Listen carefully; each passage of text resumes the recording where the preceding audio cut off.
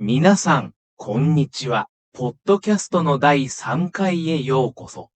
今日は、自分を受け入れると、すべてがうまくいきます。というテーマでお話しします。最後まで聞いていただきありがとうございます。あなたは思っているよりもずっとよくやっているよ。自分に厳しくしすぎないでと、私は友達に言いました。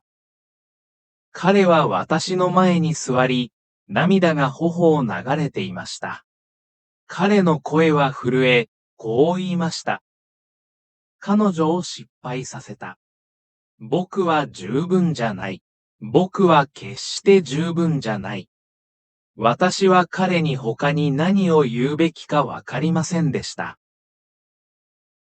彼はどれだけ成功しても、結局、自分を受け入れられない人だったのです。私の友達は、貧困から這い上がり、何もないところから数百万ドルのビジネスを作り上げました。彼は高齢の両親を支え、二人の兄妹を大学に送り、結婚させる手助けまでしました。すべて40歳になる前に。にもかかわらず、私が彼を褒めるたびに彼の返事はいつも同じでした。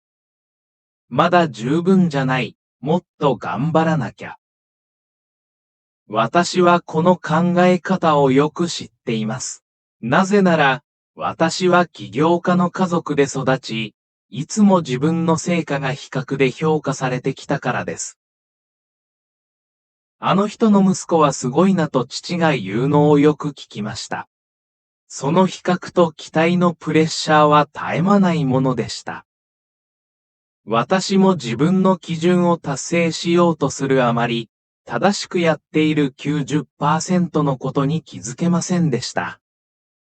その代わり、私は常に達成できていない 10% に固執し、もしそれができなければ、自分を嫌い、他人と競い合っていることに苦しんでいました。時には過剰な自信を持ってビジネスに取り組み、または全く自信が持てないこともありました。競争心が足りなかったとき、私はチャンスや友情を失いました。協力し合って双方にメリットがある方法があることを理解できませんでした。なぜ競争しているのかもわからないまま、ただ父に他の人より優れているところを見せたかったのです。しかし、最初は前進しているように感じても、自己批判とネガティブなエネルギーが自分に与えるダメージは、瞬間的な喜びよりもはるかに大きいのです。最終的に、父は自分がどれほど私にダメージを与えていたかを理解しました。その時、私は父に言いました。あの人を息子として養子にすれば、僕はもっと良い父を見つけるよ。それは父にとってショックでしたが、私はすでに限界を感じ、父が描く完璧な息子像に従おうとしていたことが原因でした。私たちが自分を大切にしない時の最大の誤りは、自分の価値を特定の目標や他人の期待に結びつけることだと気づきました。それをすると、達成できなかった時に自分が無価値だと感じるようになります。私たちは自分を勝者か敗者かでしか見ません。私はその状態に長くいたので、何度も自分を振り返りながら気づきました。負のサイクルから抜け出すのは難しいのは、人生の状況が自分を作り上げてきたことを完全に理解しない限りは無理だということです。私たちは皆、強みと弱みを持っていて、コントロールできることには限りがあります。友達の心の痛みは彼の関係が終わったことだけではなく、彼が自分に完璧であろうとするプレッシャーをかけすぎていたことにありました。彼女は彼がビジネスに集中しすぎていて、彼女の友達との社交イベントに行く準備ができていなかった時に去りました。彼は自分を責めていましたが、私は彼が状況に応じて最善を尽くしてきたことを知っていました。自分にもっと期待することができたと思うと私は言いました。あなたの状況の中で、どうすればもっと良い行動ができたと思う？少なくとも、最善を尽くしたことを自分で認めなよ。彼の状況は、私自身が自分を受け入れることに苦しんできたことを思い出させました。私は時間がかかって気づきました。自己需要は、自分がしてきたすべてを認めることや、すべての結果に満足することではなく、ただ自分の努力を認めて、自分に正直でいることだと。それをするには、他人の期待を超えて自分を見つめる勇気が必要です。